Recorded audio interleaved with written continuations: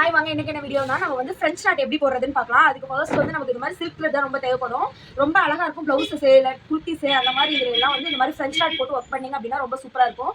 எப்படி வந்து short French நாட்டும் லாங் ஃப்ரெஞ்ச் நாட்டும் எப்படி போடுறதுன்னு சொல்றேன். அதுக்கு முன்னாடி இதான் நம்ம வீடியோ ஃபர்ஸ்ட் டைம் பார்க்க வந்து சப்ஸ்கிரைப் பண்ணி ஃபாலோ பண்ணிக்கோங்க. வாங்க எப்படி ஃப்ரெஞ்ச் நாட் எப்படி போடுறதுன்னு பார்க்கலாம். இந்த மாதிரி ஒரு சில்க் த்ரெட் எடுத்துக்கோங்க. இந்த மாதிரி ஒரு ஊசி எடுத்துக்கோங்க. அதுக்கப்புறம் சிசர் எடுத்துக்கோங்க. இது மூணு தான் ரொம்ப இம்பார்ட்டன்ட். இதுல சிசர் வந்து எப்பயாவது ஒரு டைம் தான் யூஸ் பண்ண போறோம். இது ரெண்டும் இருந்தா மட்டுமே போதும் ஃப்ரெஞ்ச் நாட் போடுறதுக்கு. இப்போ எப்படி போடலாம்னு சொல்றேன். இந்த மாதிரி த்ரெட் எடுத்து ஃபர்ஸ்ட் 4ஆ மடிச்சுக்கோங்க. இப்போ வந்து இந்த நூலை வந்து நான் 4ஆ மடிச்சிருக்கேன். இதை வந்து இந்த ஊசியில உள்ள விட்டு போட்டோம்னா 8ஆ வரும். அந்த மாதிரி எப்படி போடுறதுன்னு பாக்குறேன். ஃபர்ஸ்ட் இந்த கார்னர்லாம் கட் பண்ணிக்கோங்க. நல்லா இதை ஷார்ப் பண்ணிக்கோங்க. இந்த மாதிரி இதை ஷார்ப் பண்ணிட்டு இந்த ஊசிக்குள்ள நீடில் விட்டுக்கோங்க.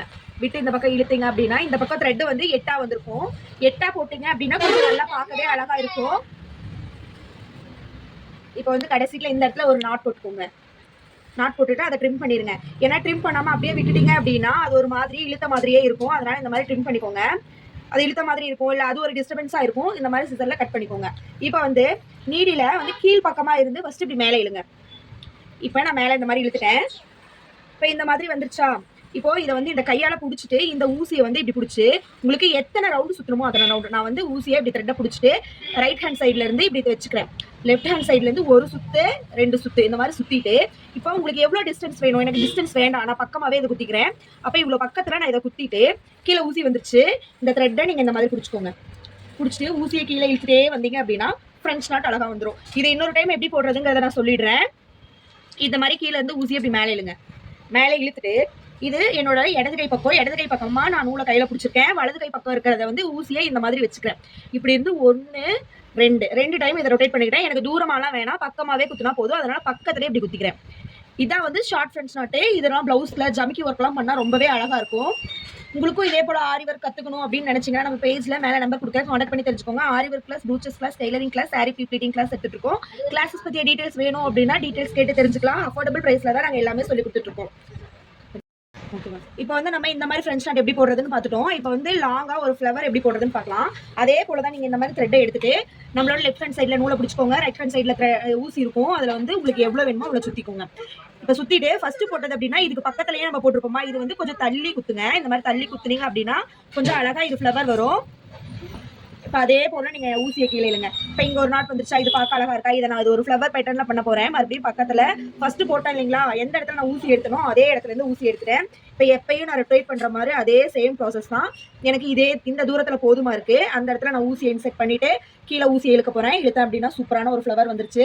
இப்போ இது 2 வந்துருச்சா? இன்னொன்று போட்டாதான் இந்த ஃப்ளவரே ஃபுல்ஃபில் ஆகும். அப்போ நான் இன்னொன்று போட போறேன். மறுபடியும் ஊசி எடுத்துக்கோங்க. எப்பயும் போல எப்படி ரொட்டேட் பண்ணி சுத்துவீங்களோ அதே மாதிரி ரொட்டேட் பண்ணி சுத்திக்கோங்க.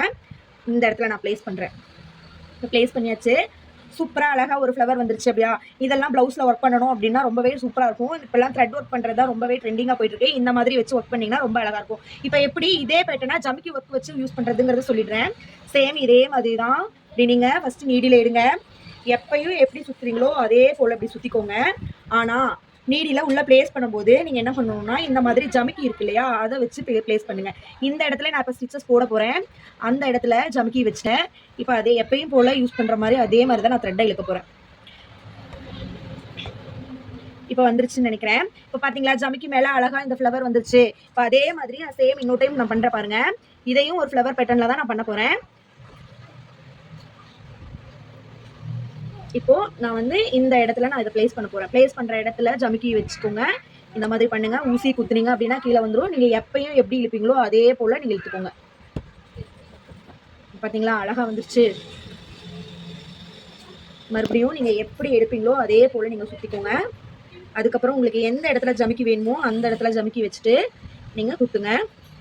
குத்திட்டு நீடில கீழே இழுத்தீங்க அப்படின்னா சூப்பரான ஒரு ஃப்ரெஞ்ச் நாட் வந்துருச்சா? இதே போல் அழகா ப்ளவுஸில் அப்படிலாம் நம்ம டிசைன் பண்ணியிருந்தோம்னா பார்க்கவே ரொம்பவே அழகாக இருக்கும். இதே போல் உங்களுக்கு நான் டிசைன்ஸ்லாம் நிறைய வேணும், இல்லை இதில் இருக்க ஆரி ஒர்க்கில் இருக்க ட்ரிக்ஸ் அண்ட் டெக்னிக்ஸ்லாம் வேணும் அப்படின்னா நம்ம பேஜ் ஃபாலோ பண்ணி சப்ஸ்கிரைப் பண்ணி டீட்டெயில்ஸ் கேட்டு தெரிஞ்சுக்கலாம். தேங்க்யூ.